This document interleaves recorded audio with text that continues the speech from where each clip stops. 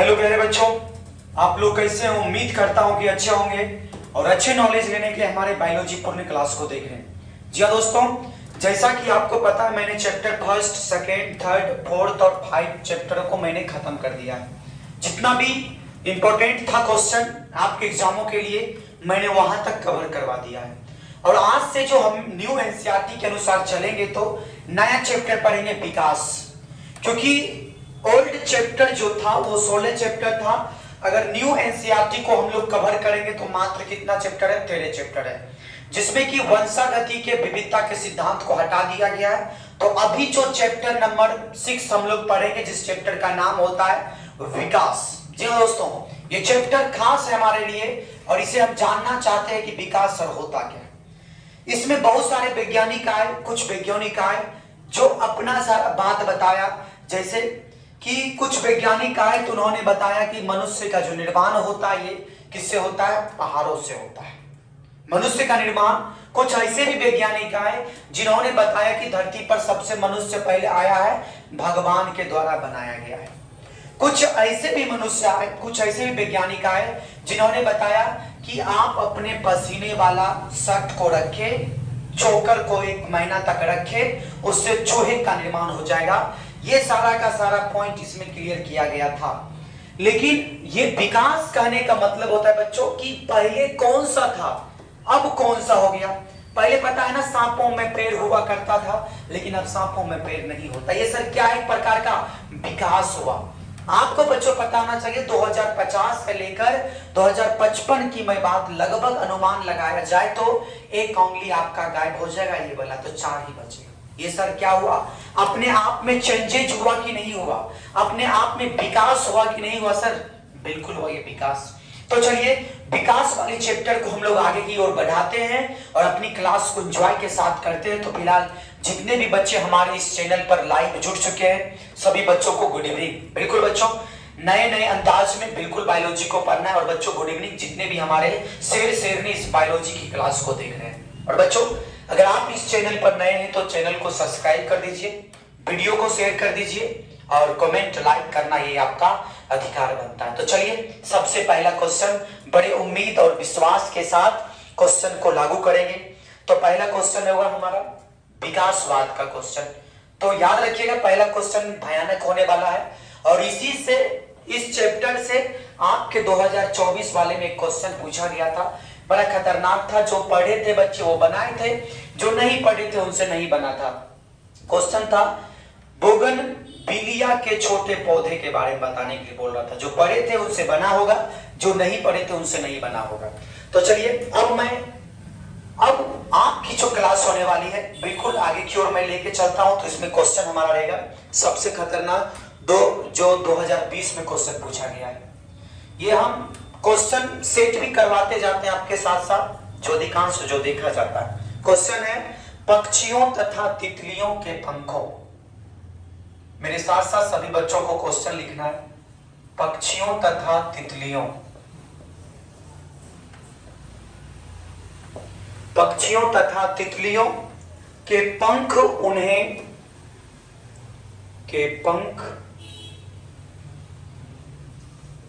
उन्हें उड़ने, मैंने लिखा है पक्षियों तथा तितलियों के पंख उन्हें उड़ने में सहायक होते हैं। उड़ने में क्या होते हैं बच्चों? उड़ने में सहायक होते हैं। उड़ने में सहायक होते हैं। ऐसे अंग किस प्रकार के,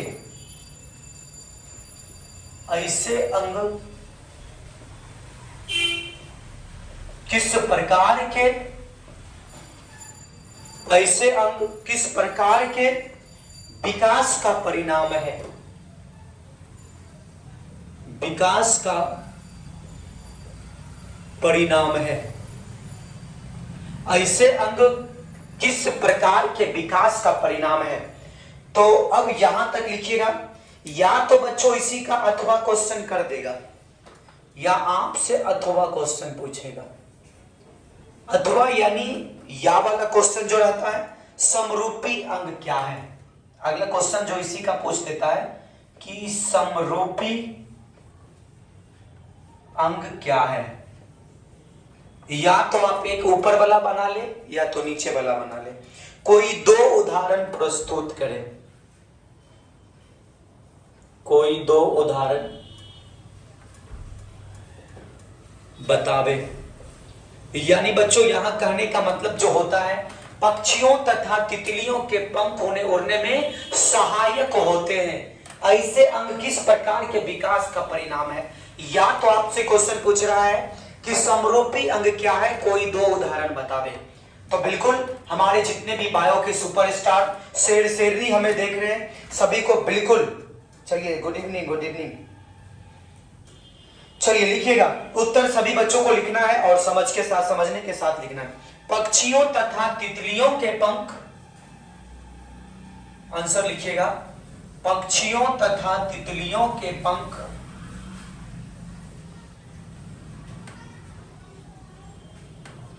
पक्षियों तथा किसके पंख? तितलियों के पंख जो उन्हें उड़ने में सहायक होते हैं, जो उन्हें उड़ने में सहायक होते हैं। जो उन्हें क्या होता है बच्चों? उड़ने में सहायक होते हैं, समरूपी अंग कहलाते हैं। इसका आंसर मिल गया, समरूपी अंग कहलाते हैं।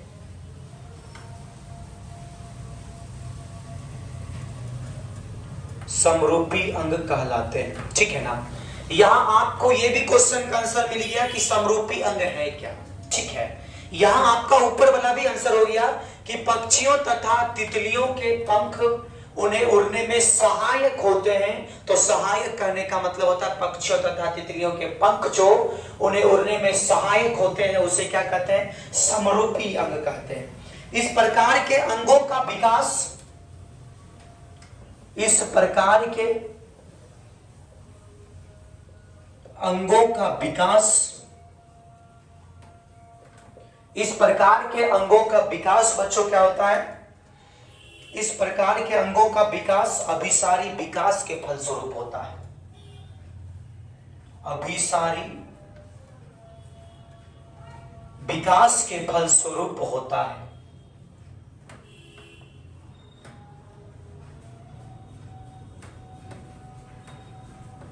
विकास के फलस्वरूप होता है। यहां तक लिखिएगा सभी, यह आपका क्लियर हो गया 2 नंबर में।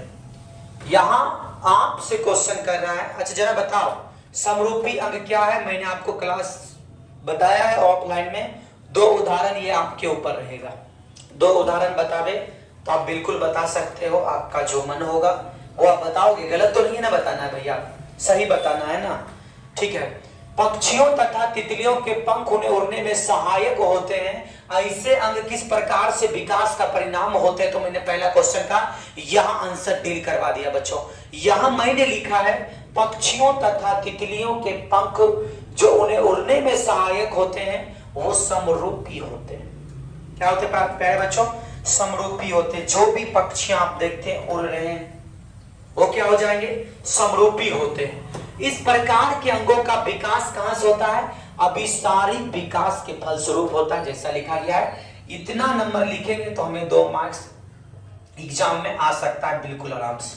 छापिए यहां तक, स्क्रीनशॉट लीजिए तभी मैं आगे बताऊंगा।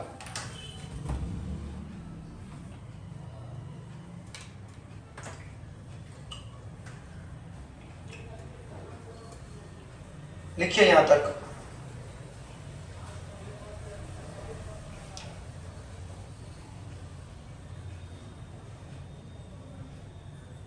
लिखिए,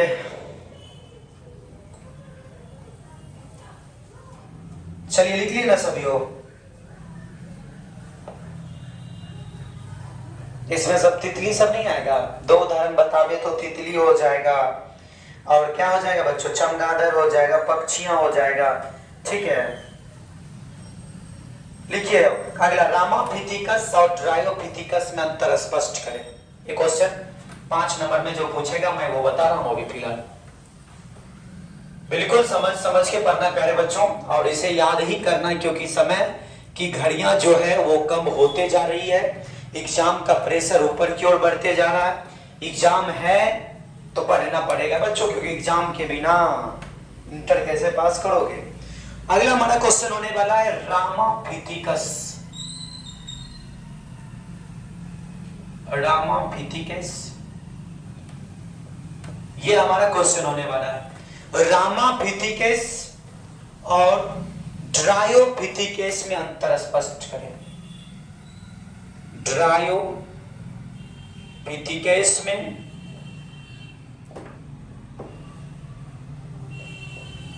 अंतर स्पष्ट करें।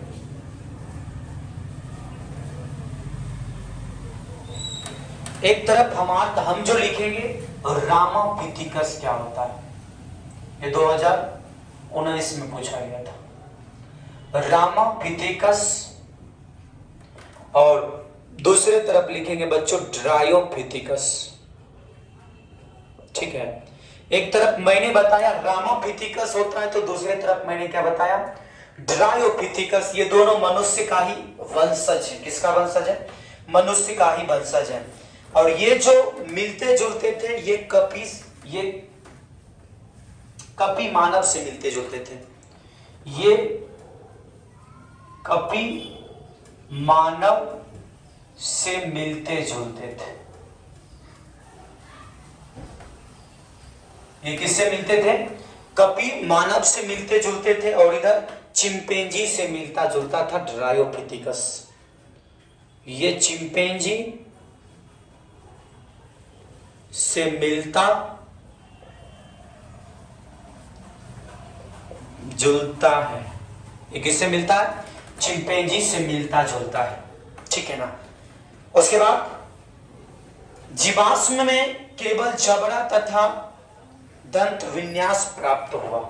इसके जीवाश्म में, मरने के बाद इसके जीवाश्म में केवल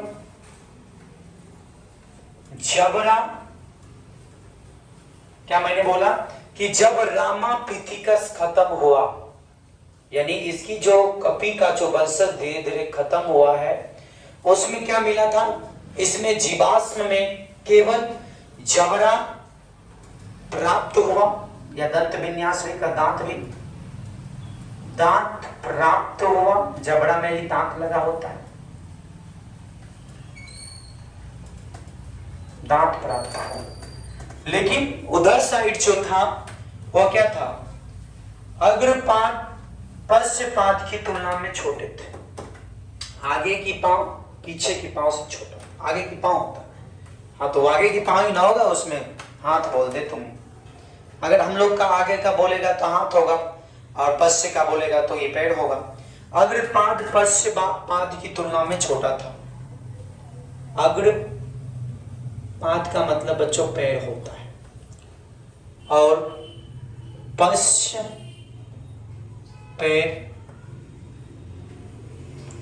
आगे की तुलना में छोटा था। आगे की तुलना में क्या था प्यारे साथियों? छोटा था। यानी आगे का पेड़ और पीछे की जो पेड़ थी वो क्या था बच्चों?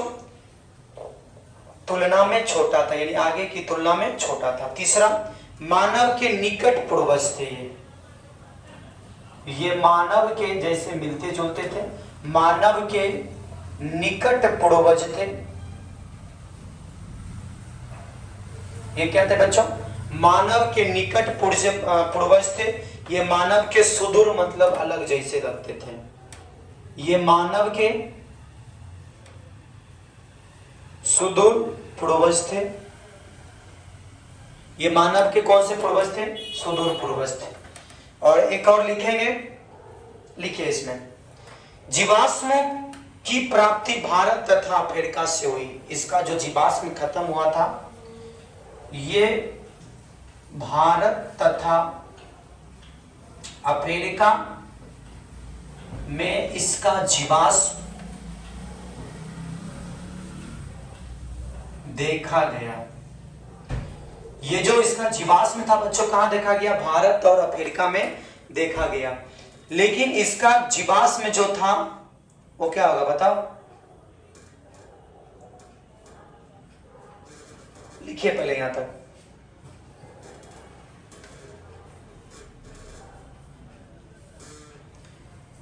इसमें लिखिएगा 4 नंबर, ये पहाड़ियों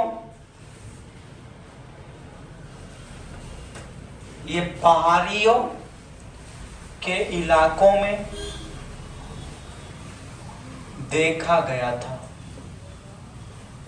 ये पहाड़ियों के इलाकों में देखा गया था, बिल्कुल यहां तक छापिएगा।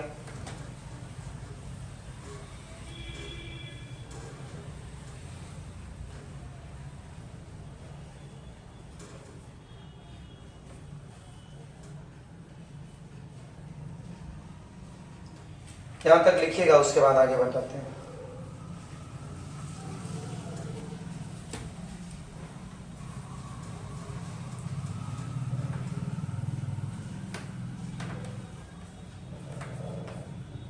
लिखिए, थोड़ा सा मैं आपका वीडियो का क्वालिटी देख लेता हूं।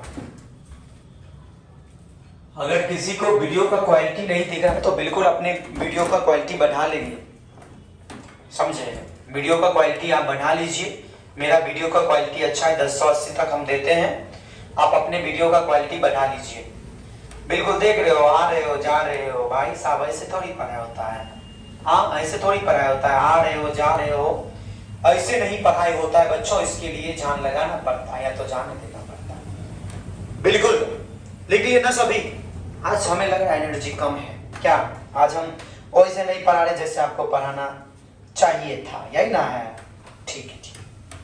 अगला लिखते हैं बच्चों, अवशेषी अंग क्या होते हैं? ये पूर्वजों अंगों से किस प्रकार भिन्न होते हैं? अगला क्वेश्चन रहेगा, इसकी सब लिए है ना। बिल्कुल उतना ही पढ़ना है जितना आपको याद हो सके। अब पढ़वे नहीं करेंगे तो याद कहां से होगा भैया?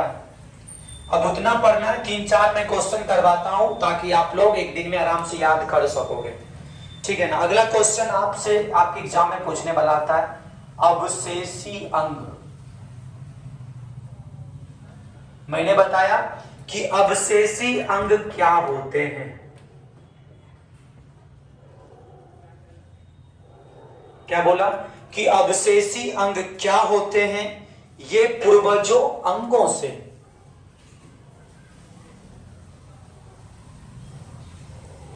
ये पूर्वजों अंगों से किस प्रकार भिन्न होते हैं? किस प्रकार भिन्न होते हैं?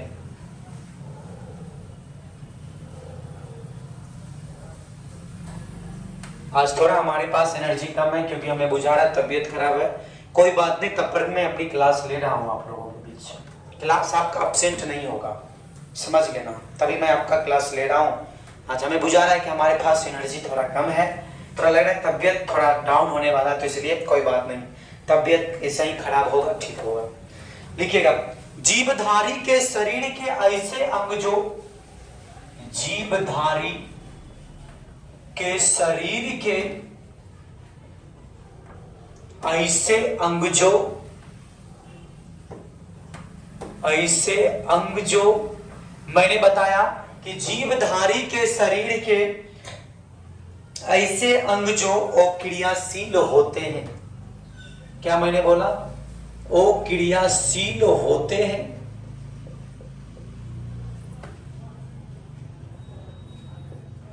किंतु वो क्रियाशील होते हैं किंतु उनके पूर्वजों में क्रियाशील थे, किंतु उनके पूर्वजों में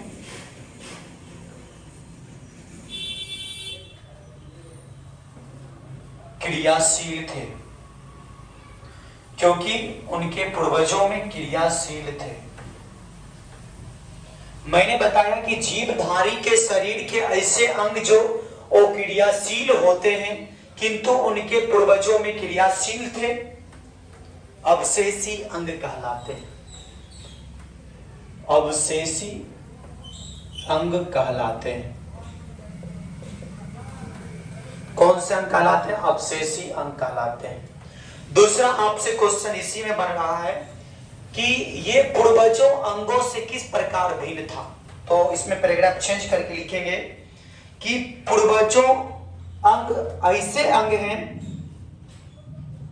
पूर्वजों अंग ऐसे अंग हैं,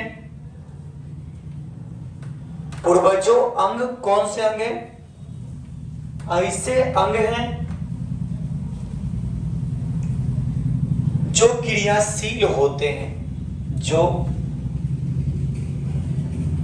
क्रियाशील होते हैं, जो क्या होते हैं बच्चों? क्रियाशील होते हैं। क्या होते हैं साथियों? क्रियाशील होते हैं। जैसे जन्म के समय मानव, उदाहरण भी इसका बता देते हैं आप लोगों के बीच। जैसे जन्म के समय, जैसे जन्म के समय मानव शिशु में कभी कभी छोटी, शिशु में कभी कभी छोटी, जैसे जन्म के समय मानव शिशु में कभी कभी छोटी पूंछ का पाया जाना।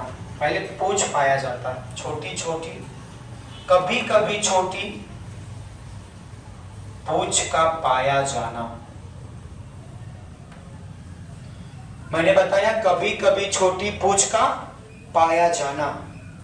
उसके बाद कर्ण पिन्ना को घुमाने की क्षमता, ये कर्ण पिन्ना को घुमाने की क्षमता, कर्ण पिन्ना को घुमाने की क्षमता। चलिए ये लिखिएगा, यहां तक लिखिएगा बच्चों, उसके बाद मैं आगे बताऊंगा। पहले यहां तक आप लोग नोट करेंगे, उसके बाद मैं आपको बताऊंगा कुछ और बातें।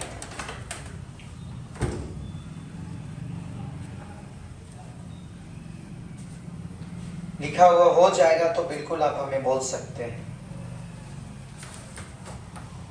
ठीक है ना? लिखा हुआ हो सके तो हमें बोलिएगा। चलिए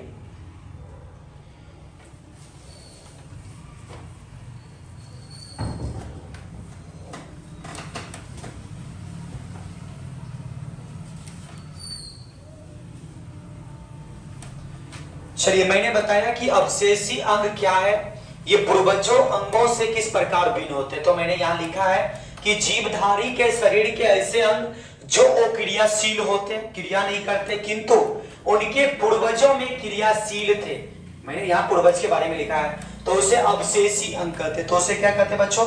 अवशेषी अंग कहते हैं। और उसके बाद दूसरा जो हमें बताया जा रहा है कि पूर्वजों अंग ऐसे अंग होते हैं जो क्रियाशील होते थे। जैसे जन्म के समय मानव शिशु में कभी कभी क्या होती थी? छोटी छोटी पूंछ पाया जाता था। पहले पूर्वज का मैं बात बोल रहा हूं बच्चों, मैं अभी का बात नहीं बोल रहा हूं, मैं पूर्वजों का बात बोल रहा हूं। तो ये सब चीज हुआ करता था पहले।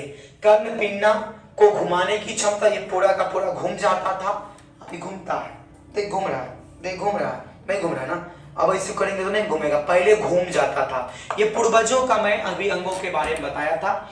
अगला लिखेंगे असंजात अंग किसे कहते हैं, ठीक है ना? पहले इसको लिखिएगा, उसके बाद मैं आपको और एक नया टॉपिक दे रहा हूं, असंजात अंग।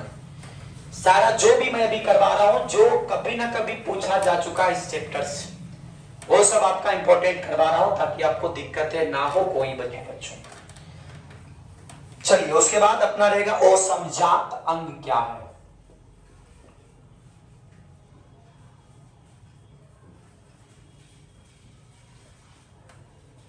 अगला जो हमारा रहने वाला है बच्चों कौन सा? असंजात अंग क्या है? कोई दो उदाहरण दे। इसका भी वही बात पूछ रहा,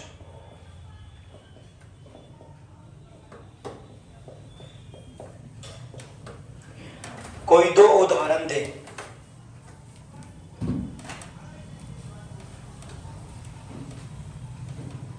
देखिए क्वेश्चन आपको किसी भी तरीका से पूछ रहा है, समझ गए ना?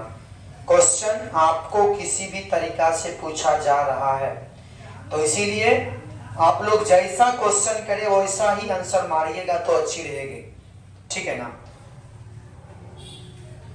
लिखिए, असमजात अंक का सबसे पहले परिभाषा लिखेंगे।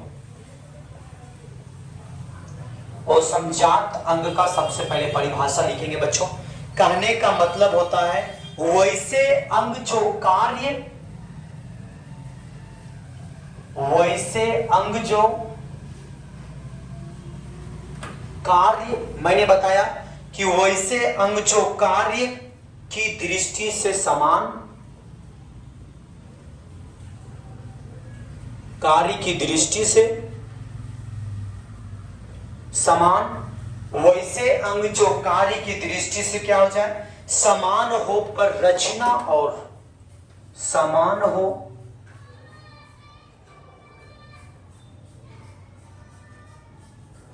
वैसे अंग जो कार्य की दृष्टि से समान हो, उसके बाद क्या बोलोगे, रचना और उत्पत्ति में भिन्न हो, और रचना और उत्पत्ति में भिन्न हो तो उसे असमजात अंग कहते हैं। असमजात, कहां लिखा गया भैया, असमजात अंग कहते हैं।